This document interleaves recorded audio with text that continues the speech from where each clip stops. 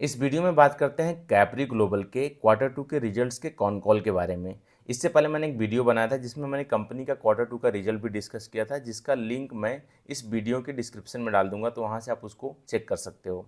दोस्तों, जिस तरीके से इनका रिजल्ट बहुत ही बढ़िया था, उसी तरीके से इनका कॉन कॉल भी बहुत अच्छा लगा। कंपनी ने बहुत सारी पॉजिटिव बातें की, जैसे कंपनी ने बोला कि अभी भी हमारा फोकस गोल्ड लोन के ब्रांचेस को बढ़ाने पे है। जैसे इस क्वार्टर के एंड होते होते कंपनी के पास टोटल 842 गोल्ड लोन वाले ब्रांचेस थे, जिसको कंपनी ने बोला कि FY26 के एंड होते होते टोटल जो गोल्ड लोन के ब्रांचेस होंगे 995 तक पहुंच जाएंगे।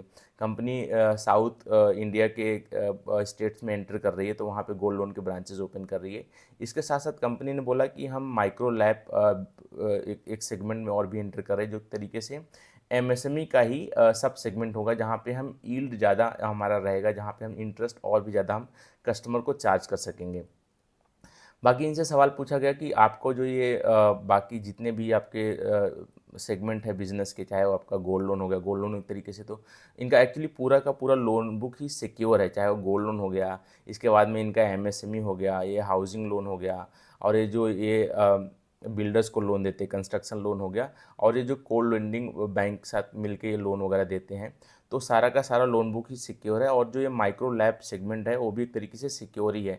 तो कंपनी का कहना है कि हमारे कोई भी लोन पे किसी तरीके का कोई स्ट्रेस हमें नहीं लग रहा है, हमारा कलेक्शन एफिशिएंसी बहुत ही बढ़िया है। एक जो बिल्डर की तरफ से हमें थोड़ा सा पेमेंट्स में डिफ़ॉल्ट हुआ था, जो पेमेंट नहीं मिला था, वो भी एक तरीके से हमने राइट्स ऑफ कर दिया है।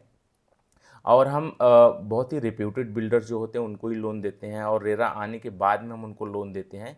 इसके अलावा लोन हम जो डिसबर्स भी करते हैं, एक तरीके से कंस्ट्रक्शन लिंक होता है, तो जैसे जैसे कंस्ट्रक्शन होती जाती है उसी तरीके से हम अपने लोन को भी डिसबर्स करते हैं। बाकी कंपनी ने अपने क्रेडिट कॉस्ट के गाइडेंस को थोड़ा सा एक तरीके से बढ़ाया है।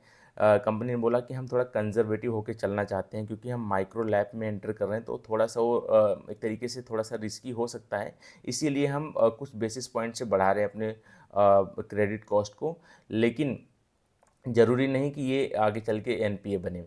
अब कंपनी का ये भी कहना है कि आने वाले टाइम में हमारा मार्जिन में भी एक्सपेंशन होगा, क्योंकि एक तरीके से हम जो हम लोन आज की डेट में दे रहे हैं उस पे हम इंटरेस्ट बढ़ाने वाले हैं, और दूसरी तरफ से जो ये रेट कट हुआ है इंटरेस्ट का RBI की तरफ से, उसका भी फ़ायदा हमें मिल रहा है। और जैसे जैसे हमारा बैलेंस शीट वगैरह अच्छा होते जा रहा है, हमारा कलेक्शन एफिशिएंसी अच्छा होता जा रहा है, तो क्रेडिट एजेंसी की तरफ से जो हमारा रेटिंग अपग्रेड हो रहा है, इस तरीके से जो हमारा कॉस्ट ऑफ बोरोइंग है वो भी नीचे की तरफ आ रहा है। तो इस तरीके से हमारा मार्जिन में भी एक्सपेंशन हो रहा है हमारा।